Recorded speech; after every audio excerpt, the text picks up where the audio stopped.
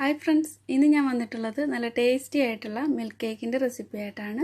അപ്പോൾ ഓവനിലാണ് ഇത് ഞാൻ ചെയ്തിട്ടുള്ളത്. ഓവൻ ഇല്ലാതെയും ഇതേപോലെ തന്നെ ചെയ്തെടുക്കാം.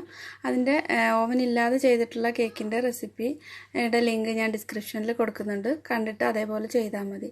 അപ്പോൾ ഈ കേക്ക് ഉണ്ടാക്കുന്നത് എങ്ങനെയാണെന്ന് നോക്കാം. അതിനു മുമ്പായിട്ട് സബ്സ്ക്രൈബ് ചെയ്തിട്ടില്ലാത്ത ആരെങ്കിലും ഉണ്ടെങ്കിൽ ഒന്ന് സബ്സ്ക്രൈബ് ചെയ്തേക്കണേ. എന്നിട്ട് തൊട്ടടുത്ത് കാണുന്ന ബെൽ ഐക്കണോട് പ്രസ് ചെയ്ത് ഓൾ എന്നുള്ള ഓപ്ഷൻ സെലക്ട് ചെയ്യാനും മറക്കരുത്. അപ്പോൾ ഈ കേക്ക് ഉണ്ടാക്കുന്നത് എങ്ങനെയാണെന്ന് നോക്കാം. ഇതിനായിട്ട് ഞാനിവിടെ 4 മുട്ട എടുത്തിട്ടുണ്ട്. റൂം ടെമ്പറേച്ചറിലുള്ള 4 മുട്ടയാണ്. അതിൻ്റെ എഗ് വൈറ്റും എഗ് യോക്കും സെപ്പറേറ്റ് ചെയ്തെടുത്തിട്ടുണ്ട്. എഗ് വൈറ്റിലേക്ക് 2 നുള്ളു ഉപ്പ് ചേർത്തിട്ടുണ്ട്.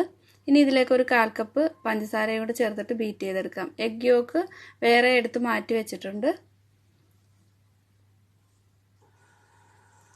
ഒരു ലോ സ്പീഡിൽ ഒന്ന് ബീറ്റ് ചെയ്തിട്ട് ഈ പഞ്ചസാര കുറേശ്ശെയായിട്ട് ചേർത്ത് കൊടുക്കുക. ഒരു 1/4 കപ്പ് പഞ്ചസാരയാണ് എഗ്ഗിൻ്റെ വെള്ളയിലേക്ക് ചേർത്ത് കൊടുക്കുന്നത്. എന്നിട്ടിത് ഹൈ സ്പീഡിലിട്ട് നന്നായിട്ട് ബീറ്റ് ചെയ്തെടുക്കാം.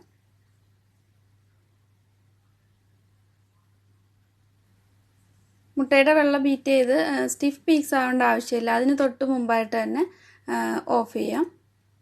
ഇത്രയും മതിയാവും. ഇനി ഇത് മാറ്റി വയ്ക്കാം. ഇനി മുട്ടയുടെ മഞ്ഞയിലേക്ക് 1 ടീസ്പൂൺ വാനില എസൻസ് ചേർക്കാം. ഞാനിവിടെ 4 മുട്ടയുടെ മഞ്ഞയും എടുത്തിട്ടുണ്ട്. ഇതിലേക്ക് ഒരു 1/4 കപ്പ് പഞ്ചസാര കൂടി ചേർക്കുന്നുണ്ട്. ഇതിനി നന്നായിട്ടൊന്ന് ബീറ്റ് ചെയ്തെടുക്കാം. ഈ കളർ യെല്ലോ കളറൊന്ന് കുറച്ചൊന്ന് മാറി ഒരു വൈറ്റ് കളർ പോലെ ആവുന്നത് വരെ നന്നായിട്ടൊന്ന് ബീറ്റ് ചെയ്തെടുക്കാം.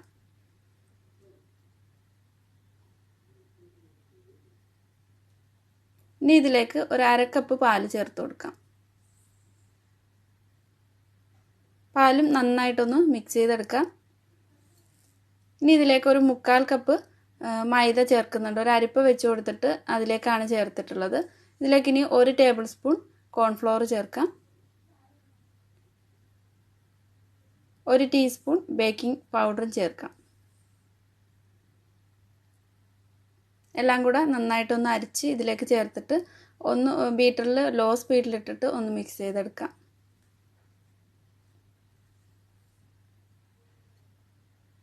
അപ്പോൾ ഇതെല്ലാം നന്നായിട്ട് തന്നെ മിക്സ് ചെയ്തെടുത്തിട്ടുണ്ട്.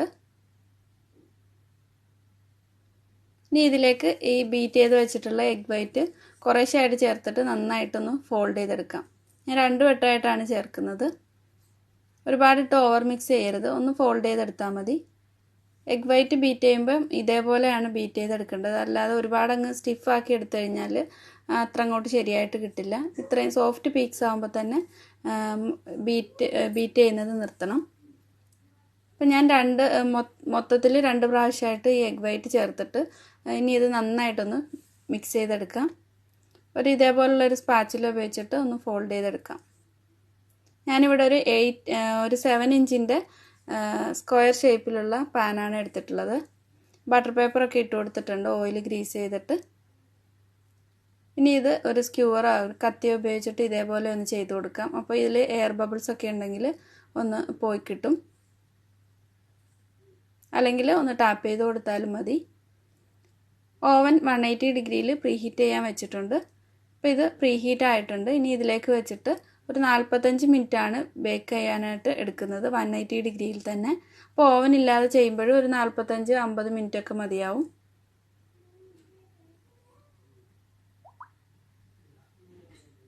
ഇപ്പോൾ കേക്ക് ബേക്കായിട്ടുണ്ട്.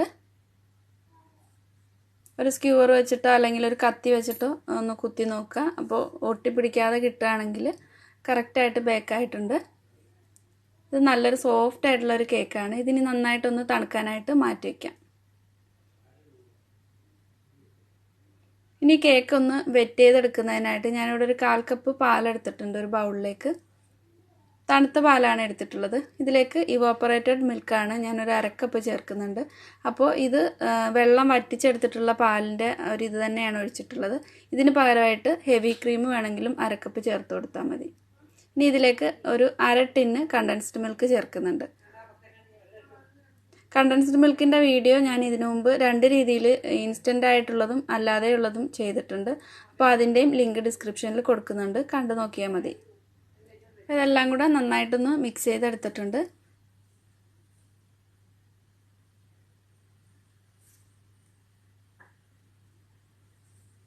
അപ്പോൾ കേക്ക് നന്നായിട്ട് തണുത്തിട്ടുണ്ട്. ഇനി കേക്കിൻ്റെ ആ ഒരു കേക്ക് ടിന്നിലേക്ക് തന്നെ ഇത് മുകൾ ഭാഗം താഴെ ആകത്തക്ക രീതിയിൽ വെച്ചിട്ടുണ്ട്.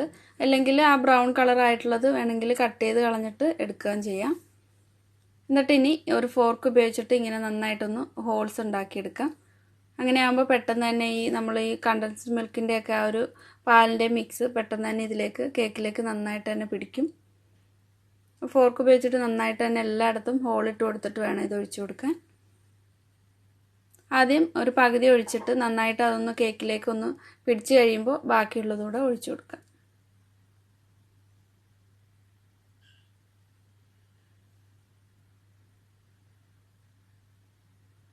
ഈ ബാക്കിയുള്ളതും കൂടെ ഒഴിച്ചു കൊടുക്കുന്നുണ്ട്.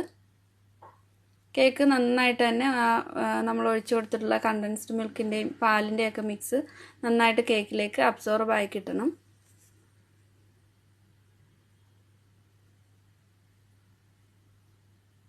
ഇനി ഇതിലേക്ക് ഞാൻ വിപ്പിംഗ് ക്രീം ബീറ്റ് ചെയ്തെടുത്തിട്ടുണ്ട്.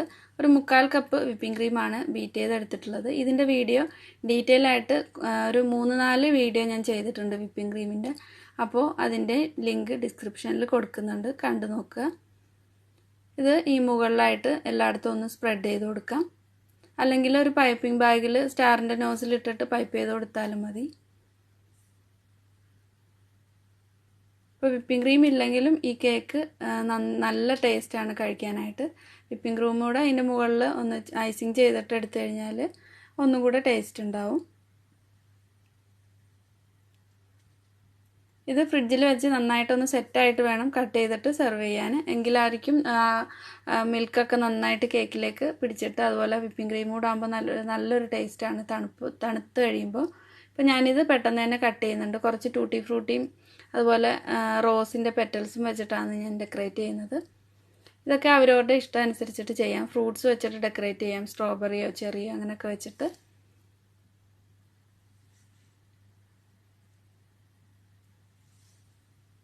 നല്ല സോഫ്റ്റായിട്ട് നല്ല മോയിസ്റ്റ് ആയിട്ടുള്ളൊരു കേക്കാണ്. നല്ല ടേസ്റ്റിയാണ് കഴിക്കാൻ. എല്ലാവരും ട്രൈ ചെയ്ത് ഇഷ്ടമായിട്ടുണ്ടെങ്കിൽ ലൈക്ക് ചെയ്യാൻ മറക്കണ്ട. അതുപോലെ ഫാമിലിക്കോ ഫ്രണ്ട്സിനൊക്കെ ഒന്ന് ഷെയർ ചെയ്ത് കൊടുക്കുക. ഇതുവരെ സബ്സ്ക്രൈബ് ചെയ്തിട്ടില്ലാത്തവർ സബ്സ്ക്രൈബ് ചെയ്തിട്ട് സപ്പോർട്ട് ചെയ്യുക. താങ്ക്